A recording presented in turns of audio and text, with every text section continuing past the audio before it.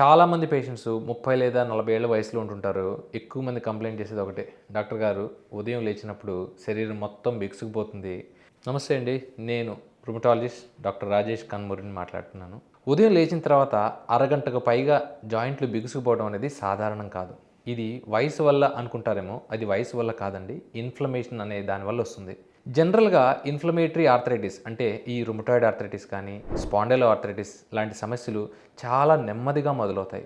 మొదట్లో ఎక్స్‌రే లాంటి పరీక్షల్లో సాధారణంగానే ఉండొచ్చు. రక్త పరీక్షలు కూడా కొంతమందికి నెగెటివ్‌గానే ఉండొచ్చు.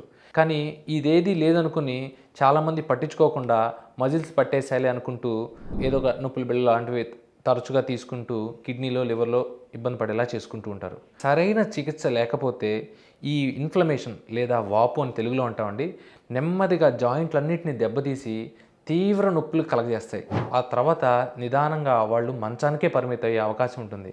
కాబట్టి చిన్న వయసులో వచ్చే జాయింట్ సమస్యల్ని లైట్‌గా తీసుకోకండి. సరైన సమయంలో మీరు రుమటాలజిస్ట్‌ని కన్సల్ట్ అయినట్లయితే మీకు ఈ ఇన్ఫ్లమేషన్ వల్ల వచ్చే కాంప్లికేషన్స్‌ని ప్రివెంట్ చేయొచ్చు.